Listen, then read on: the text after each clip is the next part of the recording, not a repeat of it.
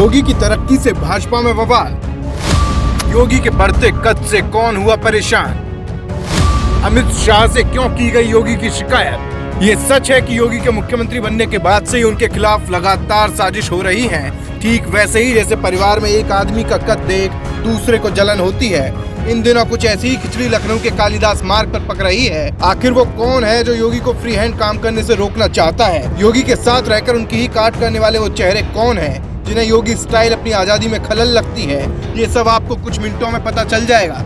लेकिन ये बात पक्की है कि देश में बढ़ते योगी के कद से सिर्फ विरोधी ही नहीं बल्कि पार्टी के भीतर भी खलबली मची है, जिसकी वजह से लखनऊ से दिल्ली तक बड़ा सियासी भूचाल आया है। अगर आप भी योगी के फैन हैं या राजनीति में दिलचस्पी रखते हैं तो ये रिपोर्ट ध्यान से देख लीजिए।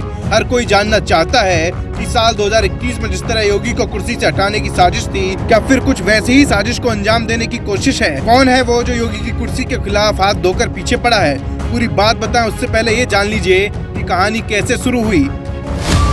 दरअसल यूपी में जुलाई की शुरुआत से एक के बाद एक 3 बड़ी घटनाएं सामने आई हैं। सबसे पहले स्वास्थ्य विभाग में ट्रांसफर पोस्टिंग को लेकर डिप्टी सीएम ब्रजेश पाठक की नाराजगी, इसके बाद फिर जल शक्ति राज्य मंत्री दिनेश खटीक के गंभीर आरोपों की वायरल चिट्ठी।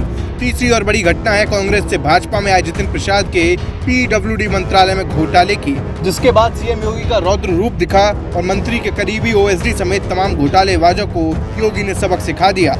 लेकिन लखनऊ की इन 3 घटनाओं से दिल्ली तक घमासान मच गया, जो बताने के लिए काफी है कि यूपी की सत्ताधारी भाजपा सरकार में कुछ तो गड़बड़ हो रहा है। आपको पूरी कहानी बताएं, लेकिन पहले थोड़ा पीछे चलते हैं। दरअसल दूसरी बार सत्ता संभालते ही सीएम योगी ने सभी मंत्रियों को 2 टूक कहा था कि हर मंत्री अपने अधिकारियों से हर मामले की एक रिपोर्ट लेगा, ताकि कहीं किसी तरह की गड़बड़ी, घोटाला या फिर मनमानी की गुंजाइश न रहे। कि योगी ने अपने मंत्रियों को मंडल दौरे पर दौड़ाया और तो और 100 दिन के काम की समीक्षा कर जनता के सामने रिपोर्ट कार्ड पेश करने को कहा, ताकि किसी तरह की गलतफहमी न रहे।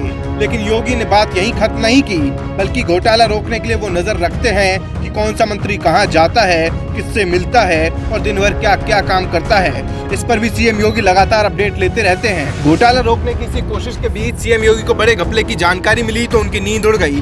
कैसे हुआ ये सब वो भी बताते हैं। दरअसल पीडब्ल्यूडी विभाग में घोटाले का जब सीएम योगी को पता चला तो बिना देर किए कार्रवाई कर दी। पीएम मोदी के कहने पर योगी ने जितिन प्रसाद को सबसे खास और जरूरी पीडब्ल्यूडी विभाग का जिम्मा दिया था, लेकिन मंत्री जी की नाक के नीचे उनके ओएसडी अनिल कुमार पांडे ने ट्रांसफर पोस्टिंग में घोटाला कर दिया।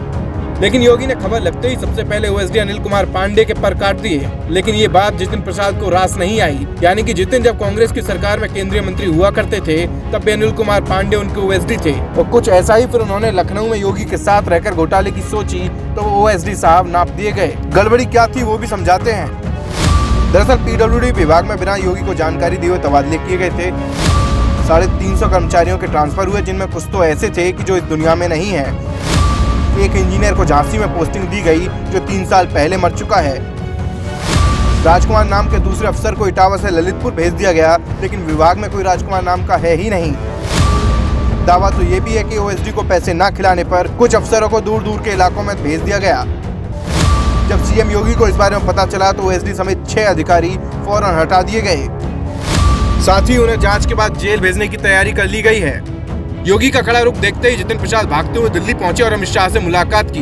लेकिन योगी का अपना स्टाइल है कि शिकायत जिससे करनी है कर लो, अगर भ्रष्टाचार करोगे तो नाप दिए जाओगे। पूरा देश अच्छे से जानता है कि लोक निर्माण विभाग में सबसे ज्यादा भ्रष्टाचार होता है, लेकिन सीएम योगी को ये कतई पसंद नहीं है। इसकी वजह से पहले ही उनकी केशव प्रसाद मौर्य के साथ ठनी थी, जो पिछली सरकार में बतौर डिप्टी सीएम इस विभाग को देख रहे थे, और इस बार जितिन प्रसाद से ठन चुकी है। लेकिन सच ये भी है कि योगी के नकेल कसने पर मंत्रियों में बेचैनी है। दूसरी बार जनता के आशीर्वाद से सीएम बनने के बाद योगी ने सख्ती और ज्यादा कर दी है। यही वजह है कि जितिन प्रसाद हो या दिनेश खटीक, सबके पसीने छूट चुके हैं और सत्ता में रहकर मलाई चाटने वालों की हवा टाइट है। आप योगी के एक्शन को लेकर क्या सोचते हैं, ये कमेंट बॉक्स जरूर बताइए और ज्यादा से ज्यादा वीडियो शेयर कर हमारा हौसला भी बढ़ाइए। ब्यूरो रिपोर्ट, बोल बेधड़क।